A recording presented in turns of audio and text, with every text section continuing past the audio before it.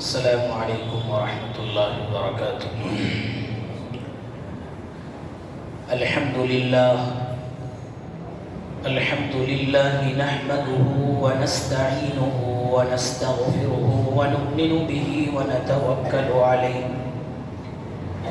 ونعوذ باللہ من شرور انفسنا ومن سیئات اعمالنا، من يهده الله فلا مضل له ومن يضلله فلا هادي له، ونشهد أن لا إله إلا الله وحده لا شريك له، ونشهد أن سيدنا ونبينا وحبيبنا ومولانا محمدا عبده ورسوله، وصلى الله على النبي وعلى آله وأصحابه وأزواجه وذرياته وسلم تسليما كثيرا كثيرا. أما بعد، فأعوذ بالله من الشيطان الرجيم. بسم الله الرحمن الرحيم. إن الصلاة تنهى عن الفحشاء والمنكر، صدق الله العظيم. وقال النبي صلى الله تعالى عليه وسلم: من ترك الصلاة متعمدا فقد كفر، أو كما قال عليهم الصلاة والسلام. محترم حضرات، اللہ رب العزت کا انتہائی احسان و کرم ہے کہ اس نے ہم سب کو اپنی عبادت کے واسطے جمع فرمایا اور کچھ کہنے کی اور سننے کی توفیق عطا فرمائی۔ اللہ سے دعا ہے کہ جو کچھ کہا جائے سنا جائے، اللہ ہم سب کو اس کو اپنی زندگی میں لانے کی اور اس پر عمل کرنے کی توفیق عطا فرمائے۔ ہم تمام حضرات کو معلوم ہے کہ 2 دن کا اجتماع چل رہا ہے۔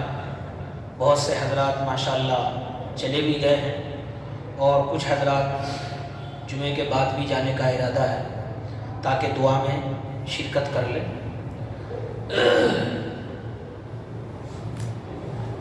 یہ اجتماعات اور یہ تبلیغی جماعت، ظاہر سی بات ہے ہم سب کو معلوم ہے کہ ان کا مقصد سب سے پہلے لوگوں کو مسجد کی طرف بلانا ہوتا ہے، لوگوں کو نماز کی دعوت دینا ہوتا ہے۔ سب سے پہلا مقصد لوگوں کو مسجد میں لانے کی محنت اور کوشش کرنا ہوتا ہے تاکہ وہ لوگ جو اللہ کو عید مانتے ہیں، اللہ کی توحید کا اقرار کرتے ہیں، وہ نماز کے پابند بن جائے، کیونکہ جب انسان نماز کا پابند بن جاتا ہے تو برائیوں سے رک جاتا ہے۔ اسی تعلق سے آج کی گفتگو نماز کے تعلق سے ہے، لیکن اللہ رب العزت کا احسان و کرم ہے کہ اسلام اتنا پاکیزہ مذہب ہے اور اتنا پاک مذہب ہے، اتنا پسندیدہ مذہب ہے کہ اس میں جو عبادت کا طریقہ ہے وہ اللہ نے ایک انوکھا طریقہ رکھا ہے، ایک عجیب طریقہ رکھا ہے۔ ایسا عجیب طریقہ ہے کہ انسان اس میں اللہ کے علاوہ کسی سے گفتگو تک نہیں کر سکتا۔ جب انسان اللہ اکبر کہتا ہے اور اپنے ہاتھوں کو اٹھا کر تکبیر تحریمہ کہہ کر وہ نماز کی نیت باندھتا ہے تو گویا کہ وہ اس بات کا اقرار کرتا ہے کہ اللہ، اب میں تیرے اور میرے علاوہ کوئی نہیں ہے، اب تیرے اور میرے بیچ میں کسی انسان کا کوئی دخل نہیں ہے، کسی دنیا کا کوئی دخل نہیں ہے، لہٰذا میں دنیا کو پیچھے چھوڑ کر اب تیرے سامنے کھڑا ہو چکا ہوں، اب عبادت ہوگی تو تیری ہوگی، پکارا جائے گا تو تجھے پکارا جائے گا، تعریف ہوگی تو تیری ہوگی اور ثنا ہوگی تو تیری ہوگی۔ یہ سب کچھ انسان نماز کے اندر کرتا ہے۔ گویا کہ اگر نیت باندھنے کے بعد اب دنیاوی کوئی معاملہ نہیں ہو سکتا، کوئی خرید و فروخت نہیں ہو سکتی، کسی نے سلام کیا سلام کا جواب تک نہیں دیا جا سکتا، کوئی آواز لگاتا ہے اس کی آواز کو سن کر لبیک نہیں کہا جا سکتا، کوئی پکارتا ہے اس کے پکار کو سن کر پیچھے نہیں دیکھا جا سکتا، اس کو جواب نہیں دیا جا سکتا، دنیا کا کوئی بھی معاملہ نماز کی نیت مانگنے کے بعد نہیں ہو سکتا، چاہے نفع والا ہو چاہے نقصان والا ہو۔ آپ کے پاس کوئی پیسے لے کر آ گیا، ادھار لے کر آ گیا، آپ کو پکار رہا ہے کہ نماز میں ہے، آپ نماز کو نہیں توڑ سکتے، کیونکہ اب آپ نے نیت کر لی ہے اور آپ نے یہ کہہ دیا ہے کہ یہ معاملہ میرے اور اللہ کے درمیان ہے۔ اب نماز پڑھنے کے بعد سورہ فاتحہ ہوگی، اس میں اللہ کی تعریف ہوگی، اس میں ایاک نعبد و ایاک نستعین ہوگی تو اللہ سے مدد چاہی جائے گی، اس میں اہدنا الصراط المستقیم کہا جائے گا، دعائیں مانگی جائے گی، رکوع میں اللہ کی تعریف، اللہ کی تسبیح ہوگی، پاکیزگی ہوگی، سجدے میں اللہ کی تعریف، اس کی پاکیزگی کو بیان کیا جائے گا۔ اب دنیاوی معاملہ نہیں ہوگا۔ دنیا کے کسی مذہب میں، دنیا کی کسی قوم میں ایسا عبادت کا طریقہ ہو ہی نہیں سکتا ہے جو ہمارے اسلام نے، ہمارے نبی نے اور اللہ نے ہم کو دیا ہے۔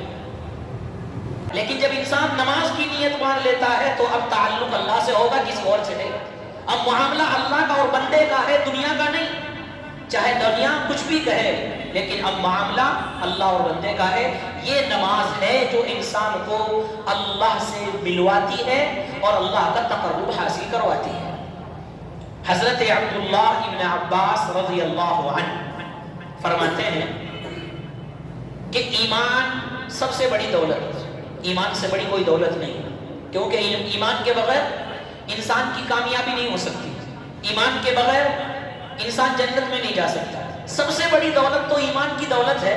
حضرت عبداللہ ابن مسعود رضی اللہ عنہ فرماتے ہیں کہ ایمان کی دولت کے بعد سب سے بڑی، سب سے اعلیٰ بڑی دولت ایمان کے بعد اگر ہے تو وہ نماز ہے۔ کیا فرمایا؟ ایمان کے بعد سب سے بڑی دولت کیا ہے؟ نماز ہے۔ جس کو ایمان لانے کے بعد نماز کی پابندی مل گئی، اس نے اللہ کے سامنے سجدہ کر لیا، تو سمجھ لینا چاہیے وہ انسان کامیاب ہو رہا ہے۔ اس انسان کی زندگی کامیابی کی طرف چل پڑی ہے، اب وہ آخرت کی طرف سوچنے لگا ہے، اب وہ اللہ کا مقرب، اللہ کا پسندیدہ بننے لگا ہے۔ یہی حضرت عبداللہ ابن عباس رضی اللہ عنہ نے فرمایا، اتنا محبوب، اتنی مقرب چیز ہے نماز، جس سے آج ہم لوگ پیچھے ہو چکے ہیں اور ہم لوگ اس کی طرف بے توجہی اختیار کر رہے ہیں۔ یہ اجتماعات، یہ تبلیغی اسی لیے ہیں، سب سے پہلا کام ان کو نماز کی دعوت دینا ہوتا ہے۔ اور یہ نماز اتنی محبوب ترین کیوں ہے، اس کا اندازہ ایسے لگا سکتے ہیں کہ دنیا کے اندر جتنے بھی احکام اور مسائل آئے، زکوٰۃ کے مسائل ہو، روزے کے مسائل ہو، صدقات کے مسائل ہو، حج کے مسائل ہو، جتنے بھی احکام ہیں وہ تمام کے تمام اللہ رب العزت نے اپنے نبی صلی اللہ علیہ وسلم کو زمین پر عطا کیے، جبرائیل علیہ السلام کے ذریعے، وحی کے ذریعے عطا کیے، چاہے وہ حج کے احکام ہو، زکوٰۃ کے احکام ہو، روزے کے احکام ہو۔ لیکن جب نماز کا مسئلہ آیا تو اب جبرائیل کی ضرورت نہیں، اب نماز کا مسئلہ آیا اب وحی کی ضرورت نہیں۔ نماز کی کتنی اہم چیز ہے، کتنی بڑی چیز ہے، اللہ نے اپنے نبی کو یہ تحفہ زمین پر نہیں، وحی سے نہیں، جبرائیل کے ذریعے نہیں، الہام کے ذریعے نہیں، کشف کے ذریعے نہیں، اللہ نے اپنے نبی کو عرش پر بلا کر یہ تحفہ دیا۔ اسی سے آپ اندازہ لگا سکتے ہیں کہ سارے احکام تو زمین پر آئے، جبرائیل کے ذریعے، وحی کے ذریعے آئے سارے احکام۔ نماز کا احکام زمین پر نہیں، اللہ نے خود بلایا، کہاں؟ آسمانوں پر۔ اس سے ہم اندازہ لگا سکتے ہیں کہ نماز کتنی اہم چیز ہے کہ اللہ نے اپنے محبوب کو دینے کے لیے، اپنے محبوب کو نوازنے کے لیے اس کا انتخاب زمین کا نہیں کیا، فرش کا نہیں کیا، اس کا انتخاب آسمانوں کا اور عرش کا کیا۔ اسی سے اندازہ لگا سکتے ہیں کہ جس چیز کو آسمانوں پر بلا کر دیا جا رہا ہے، جس چیز کو اپنے پاس بلا کر دیا جا رہا ہے، جس چیز کو اپنے پاس بلا کر عطا کیا جا رہا ہے، وہ چیز کتنی اہم ہوگی، وہ چیز کتنی اعلیٰ ہوگی۔ اور یہ بتانا مقصود ہے، یہ بتانا مقصود ہے کہ جو انسان نماز کی پابندی کر لے گا وہ اللہ کے قریب چلا جائے گا، وہ اللہ کا پسندیدہ بن جائے گا۔ یہ ہم لوگوں کو اندازہ ہے۔ دنیا کے اندر کوئی قطب، کوئی ابدال، کوئی زاہد، کوئی عابد بغیر نماز کے نہیں بن سکتا۔ کوئی زاہد بغیر نماز کے ہو سکتا ہے؟ کوئی اپنے آپ کو عبادت گزار بغیر نماز کے بتا سکتا ہے؟ کوئی اپنے آپ کو متقی بتا سکتا ہے؟ کوئی اپنے آپ کو پرہیزگار بتا سکتا ہے؟ کوئی اپنے آپ کو اللہ کا مقرب بتا سکتا ہے؟ نہیں نہیں، عابد بننا ہے، متقی بننا ہے، عابد بننا ہے، زاہد بننا ہے، قطب بننا ہے، ابدال بننا ہے، سب سے پہلی شرط نماز ہے۔ نماز کے بغیر نہ کوئی قطب ہے، نماز کے بغیر نہ کوئی ابدال ہے، نماز کے بغیر نہ کوئی متقی ہے، نماز کے بغیر نہ کوئی عابد ہے، نماز کے بغیر نہ کوئی زاہد ہے، اور نماز کے بغیر نہ کوئی قطب اور ابدال اور اللہ کا مقرب ہے۔ اللہ رب العزت نے یہ مقام نماز کو عطا کیا ہے کہ انسان جب اس کو عطا کرتا ہے تو کوئی اس کے بغیر کوئی دنیا کے اندر کامیاب نہیں ہو سکتا۔ نماز ہے کیا؟ نماز پڑھنے سے ہوتا کیا ہے؟ نماز پڑھنے سے ملتا کیا ہے؟ نماز پڑھنے کا مقصد کیا ہے؟ نماز پڑھنے کا مقصد اللہ کا تقرب حاصل کرنا ہے۔ نماز پڑھنے کا مقصد اللہ کے قریب ہو جانا ہے۔ نماز پڑھنے کا مقصد اللہ کا پسندیدہ بن جانا ہے۔ نماز پڑھنے کا مقصد اپنی آخرت کو سنوارنا ہے۔ نماز پڑھنے کا مقصد دنیا اور آخرت کی کامیابی ہے۔ دنیا اور آخرت کی کامیابی کی پہلی سیڑھی اور پہلی منزل نماز ہے۔ دلوں کو سکون دینے والی ہے نماز، ٹینشنوں کو ختم کرنے والی ہے نماز۔ انسان باہر جاتا ہے، کاروبار میں رہتا ہے، بیوی بچوں میں رہتا ہے تو مختلف ذہنوں کے اندر مبتلا ہوتا ہے، کوئی کس وجہ سے پریشان، کوئی کاروبار، کوئی بیماری، کوئی بچے وغیرہ وغیرہ میں پریشان ہوتا ہے۔ لیکن اللہ کا انعام دیکھیے، وہی شخص جو باہر ٹینشنوں میں زندگی گزارتا ہے، گھروں میں ٹینشنوں میں زندگی گزارتا ہے، کاروبار میں اس کا ذہن مختلف جگہوں پر رہتا ہے، وہی شخص جب نماز کے لیے آتا ہے اس کو جتنا سکون یہاں پر ملتا ہے کہیں پر نہیں مل سکتا۔ یہاں آنے کے بعد جب وہ اللہ اکبر کہہ کر نیت باندھ لیتا ہے تو اس کو پتہ نہیں رہتا ٹینشن کیا چیز ہے، کاروبار کیا چیز ہے، بیوی بچے کیا چیز ہے۔ روح کو سکون دینے والی، ذہنوں کو سکون دینے والی، ہماری روح کو سکون اور اطمینان بخشنے والی چیز کیا ہے؟ نماز ہے۔ سکون کا ذریعہ ہے، سکون کا ذریعہ ہے نماز۔ اس کے بغیر انسان اللہ کا تقرب حاصل نہیں کر سکتا۔ اور یہ نماز صرف عبادت نہیں ہے، صرف عبادت نہیں ہے، بلکہ یہ نماز برابری، مساوات، عدل و انصاف اس کا پیغام دیتی ہے۔ کیا مطلب؟ جب انسان نماز کے لیے مسجد میں آتا ہے، حکم یہ ہے کہ جس کو جہاں جگہ مل جائے وہ وہاں پر بیٹھے، جس کو جہاں جگہ مل جائے وہاں پر بیٹھے گا، وہاں پر نماز پڑھے گا۔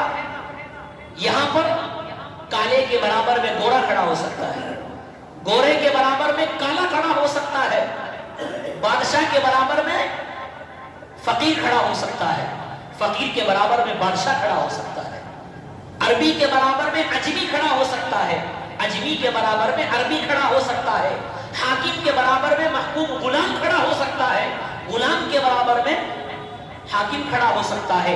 معلوم یہ ہوا نماز محبت کا پیغام دیتی ہے، نماز اتحاد کا پیغام دیتی ہے، نماز مساوات کا پیغام دیتی ہے، نماز برابری کا پیغام دیتی ہے، اور یہ بتانا ہے کہ جب انسان اللہ کو حاصل کرنے کے لیے اور اللہ کا تقرب حاصل کرنے کے لیے، اللہ کو راضی کرنے کے لیے اور اللہ کی خوشنودی حاصل کرنے کے لیے جب مسجد کے اندر قدم رکھتا ہے، اب یہاں پر نہ کوئی حاکم ہے، نہ کوئی بادشاہ ہے، نہ کوئی فقیر ہے، نہ کوئی غریب ہے، یہاں پر کوئی حاکم نہیں، کوئی غلام نہیں، کوئی بادشاہ نہیں، کوئی فقیر نہیں، کوئی امیر نہیں، یہاں پر سب برابر ہیں، اللہ کے نزدیک سب برابر ہیں، سب کے سب ایک صف میں کھڑے ہو جاتے ہیں۔ کسی نے کیا کہا؟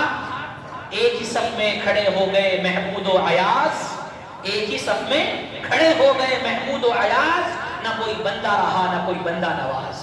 یہاں پر بادشاہت نہیں دیکھی جاتی کہ بادشاہ ہے تو ان کا مسلح الگ ہے، ان کی صفیں الگ ہیں، حاکم ہے تو اس کا مسلح یا اس کی صفیں الگ ہے، غلام ہے تو ان کا مسلح الگ ہے، امیر ہے تو اس کی صف الگ، غریب ہے تو اس کی صف الگ، نہیں نہیں، اسلام مساوات کا درس دے رہا ہے۔ یہ محبت، یہ نماز جہاں عبادت ہے، یہ نماز جہاں اللہ کا تقرب حاصل کراتی ہے، یہ نماز محبت کا پیغام بھی دیتی ہے، اور یہ اسلام کو بتاتی ہے کہ اسلام کتنا اچھا مذہب ہے، اسلام کتنا بہترین مذہب ہے کہ جب اس کے لیے عبادتیں ہوتی ہے، جب اس کے لیے نمازیں پڑھی جاتی ہے، یہاں تو کوئی بادشاہ نہیں ہوتا، یہاں تو کوئی فقیر نہیں ہوتا، یہاں تو سب امیر ہوتے ہیں اللہ کے نزدیک، یہاں پر امیر غریب نہیں، اللہ سب کو ایک نظر سے دیکھتے ہیں، سب کو ایک صف میں کھڑا ہوتا ہوا دیکھ سکتے ہیں۔ یہ اللہ رب العزت نے گویا کہ اس اسلام کو بتایا ہے نماز کے ذریعے کہ نماز صرف عبادت نہیں، نماز محبت سکھلاتی ہے،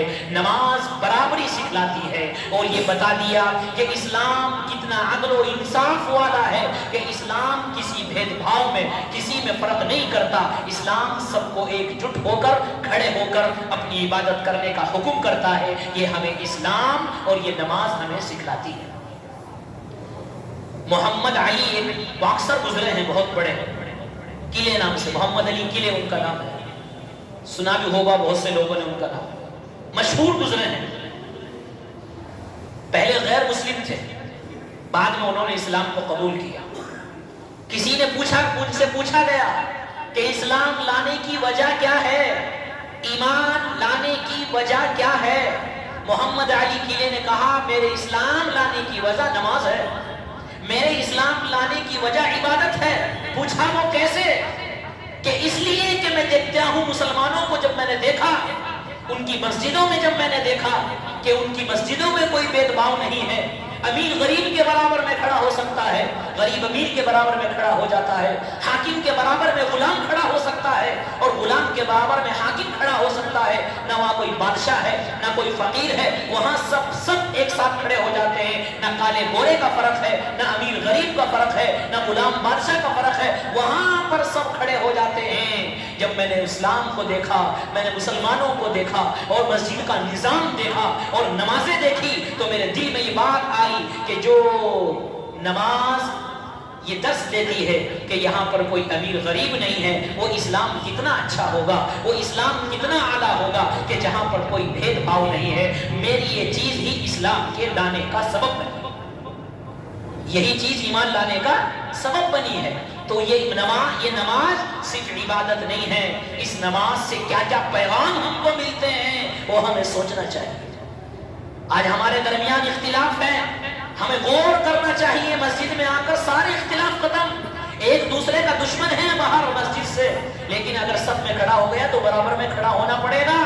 یہ نہیں کہ یہ میرا دشمن ہے میں اس کے برابر میں کھڑا نہیں ہوتا، نہیں، اسلام یہ کہتا ہے جہاں پر جگہ مل جائے کھڑے ہو جاؤ، تمہاری لڑائی، تمہارے جھگڑے، تمہارے فسادات، تمہارے مذہب، چاہے تم کسی بھی فرقے سے تعلق رکھتے ہو، وہ باہر تک ہے، مسجد میں جب آگے سب برابر ہے۔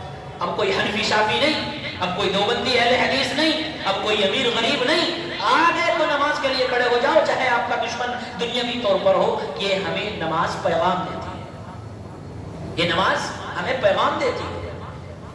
رسول اکرم صلی اللہ علیہ وسلم، سرد موسم ہے، ٹھنڈی کا زمانہ ہے، باہر تشریف لے جا رہے ہیں، صحابی سے پوچھا کہ اے ابو ذر، تم دیکھ رہے ہو یہ پتے کس طرح گر رہے ہیں؟ موسم ٹھنڈا ہے، ہوا چل رہی ہے، پتے گر رہے ہیں۔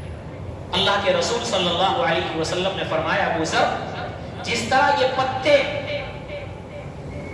درخت سے گر رہے ہیں، اسی طرح جب انسان نماز پڑھتا ہے تو اس کے گناہ ایسے ہی گرتے چلے جاتے ہیں، اس کے گناہ اسی طرح ختم ہوتے چلے جاتے ہیں، جس طرح سے پتے درخت سے گر رہے ہیں، انسان نماز پڑھتا ہے اس کے گناہ ختم ہوتے چلے جاتے ہیں۔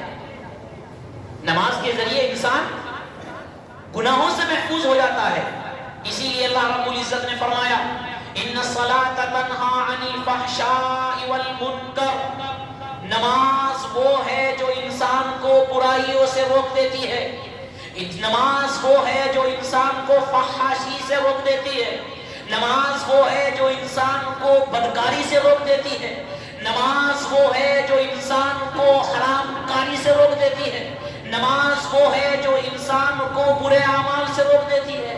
یہ قرآن میں اللہ نے فرمایا ان الصلاۃ تنہی عن الفحشاء والمنکر کہ انسان اگر حقیقی نماز پڑھنے والا ہو، حقیقی نماز پڑھنے والا، اس کی نماز میں ریا نہ ہو، اللہ کی رضا ہو، اخلاص ہو، اللہ کو راضی کرنے کا مقصد ہو، تو وہ نماز اس کو برائیوں سے روک دیتی ہے۔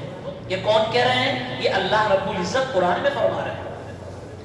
اللہ کے رسول صلی اللہ علیہ وسلم نے ایک حدیث میں فرمایا اول ما يحاسب به يوم القیامہ الصلاۃ، کل کو قیامت کا دن ہوگا، حقوق اللہ کے اعتبار سے سب سے پہلا سوال، سب سے پہلا پرچہ، سب سے پہلا امتحان جو ہوگا وہ کس کے بارے میں ہوگا؟ سوال جو ہوگا کس کے بارے میں ہوگا؟ میرے اور آپ کے آقا صلی اللہ علیہ وسلم نے فرمایا الصلاۃ، نماز کے بارے میں سوال ہوگا۔ کیا کے بارے میں ہوگا؟ نماز کے بارے میں سوال ہوگا۔ انسان دنیا کے اندر جب اس کے امتحان کے آنے کا وقت ہوتا ہے، محنتیں کرتا ہے، کوششیں کرتا ہے، رات دن ایک کر دیتا ہے امتحان میں کامیاب ہونے کے لیے، دنیاوی امتحان میں کامیابی کے لیے رات دن ایک کر دیتا ہے۔ آخرت کی کامیابی کے لیے ہم 5 وقت نماز کیوں نہیں پڑھتے؟ آخرت کے امتحان میں پاس ہونے کے لیے اور پہلے پرچے میں پاس ہونے کے لیے ہم نماز کیوں نہیں پڑھتے جب دنیاوی طور پر کر دیتے ہیں؟ رسول اکرم صلی اللہ علیہ وسلم نے فرمایا کل کو قیامت کے دن سب سے پہلا سوال نماز کا ہوگا۔ نماز صحیح نکل آئی تو ہو سکتا ہے اور اعمال اللہ رب العزت اس نماز کے ذریعے معاف فرما دے، اس نماز کے ذریعے معاف فرما دے۔ یہاں تک کہ اللہ کے رسول صلی اللہ علیہ وسلم نے حدیث میں ارشاد فرمایا، صحابی سے فرمایا اگر کسی گھر کے باہر ایک نہر ہو، اس میں پانی چل رہا ہو اور ایک انسان 5 مرتبہ اس میں غسل کرتا ہے، نہاتا ہے، تو کیا اس کے جسم پر کوئی میل، کچیل، گندگی باقی ہوگی؟ صحابہ نے عرض کیا یا رسول اللہ 5 مرتبہ کوئی غسل اگر کرے گا تو اس کے جسم پر تو کوئی گندگی نہیں ہوگی، کوئی میل کچیل نہیں ہوگا۔ اللہ کے رسول صلی اللہ علیہ وسلم نے فرمایا یہی بات نمازی آدمی کی ہے کہ جب انسان 5 وقت نماز پڑھتا ہے تو گناہ جس طرح سے 5 مرتبہ غسل کرنے سے جسم پر کوئی میل باقی نہیں رہ سکتا، 5 وقت نماز پڑھنے سے کوئی گناہ باقی نہیں رہ سکتا، 5 وقت نماز پڑھنے سے کوئی گناہ باقی نہیں رہ سکتا۔ یہ اللہ کے رسول صلی اللہ علیہ وسلم نے فرمایا۔ ایک حدیث میں حضرت انس رضی اللہ تعالیٰ عنہ فرماتے ہیں کہ اللہ کے رسول صلی اللہ علیہ وسلم کو جب کوئی سخت امر پیش آتا تھا، کوئی مصیبت، کوئی تکلیف نظر آتی تھی تو کہاں دوڑتے تھے؟ مسجدوں کی طرف دوڑتے تھے، مسجدوں کی طرف آتے تھے۔ کیوں؟ اپنا معاملہ اللہ سے سلجھاتے تھے، اپنی تکالیف، اپنی مصیبتیں، اپنی پریشانی کس کے سامنے ذکر کرتے تھے؟ اللہ کے سامنے کھڑے ہو کر نمازیں پڑھتے تھے، کیونکہ جب انسان سچے دل سے نماز پڑھتا ہے تو بیٹھے بیٹھے اللہ مسائل کو حل کر دیتے ہیں، بیٹھے بیٹھے مسائل کو حل کرتے ہیں۔ حضرت انس رضی اللہ تعالی عنہ کا باغ سوکھنے لگا، کسی نے کہا کہ آپ کا باغ سوکھ رہا ہے، بارش نہیں آ رہی۔ حضرت انس رضی اللہ تعالی عنہ نے جب یہ بات سنی فوراً مصلی مسجد میں گئے اور نماز کے لیے نماز پڑھی اور اللہ کے سامنے ہاتھ اٹھائے۔